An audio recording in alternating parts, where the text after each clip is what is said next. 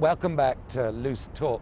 This week we're in New York City, just a day or two after Mitt Romney turned up to lick his wounds and indeed replenish his campaign war chest, having been humiliated, appearing in third place in the two Deep South states of Alabama and Mississippi.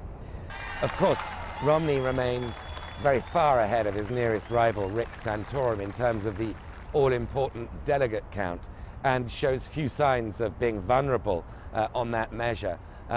But the fact that he's been outspending Santorum by 10 to 1 and is still losing consistently does raise the question, can money defeat grassroots if Santorum's grassroots keep delivering these kinds of results?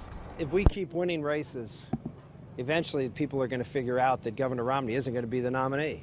And when you keep getting outspent 7, 8, 9, 10 to 1 and you win races, it has to tell you there's something fundamentally right with what we're doing and the message we're delivering, and there's something fundamentally flawed about the candidate that we're running against. This week, Governor Romney stopped off here in New York to replenish his war chest at a fundraising event at the Waldorf Astoria in Midtown Manhattan, and was greeted by the usual Occupy Wall Street protesters, seeking to remind people of his Mr. 1% status and of his past as a senior corporate raider at the private equity group Bain Capital.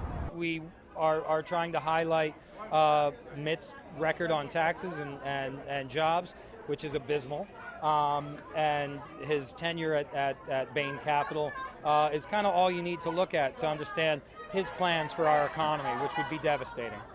But no matter how much money he raises and no matter how big he maintains this cash advantage over his rivals, if he fails to win the all-important state of Illinois next Tuesday, where his poll lead is very, very thin over Rick Santorum, then the campaign could really begin to look shaky. Meanwhile, a victorious Rick Santorum, who just keeps coming back from the dead, he's been written off many times, is trying to consolidate the Conservative vote behind him. In other words, trying to nudge Newt Gingrich out of the race. We will compete everywhere. The time is now for conservatives to pull together. The time is now to make sure that we have the best chance to win this election. And the best chance to win this election is to nominate a conservative to go up against Barack Obama, who can take him on every issue. Given that Santorum has only about half the number of delegates as Romney, and given that many of the remaining primaries allocate delegates proportionately as opposed to on a winner-takes-all basis, there's almost no scenario mathematically where Santorum can catch up with Romney. So his great hope is that Romney is such a damaged frontrunner that this has to go to a brokered convention in August. Then, of course, there's Newt Gingrich, who's finding it increasingly difficult on the campaign stump to disguise his disappointment, not just with the Republican electorate, but also with the media and with his rivals. Indeed, he said this week that he didn't believe either the media or his rivals could comprehend the large ideas, the big ideas that only he was bringing to the Republican race. The real question facing Newt, indeed the only question facing Newt, is whether Sheldon Adelson, the Las Vegas gambling billionaire and Newt's sugar daddy throughout this campaign, will continue to fund him. Rumors have it that Sheldon Adelson has written his last check, and if that's true, then Newt Gingrich's campaign could come to a halt pretty soon. And of course, Rick Santorum would then be in position to consolidate the Conservative vote behind him, all of which would be very bad news for Mitt Romney. Because one of the things tonight proved is that the elite media's effort to convince the nation that Mitt Romney is inevitable just collapsed. The fact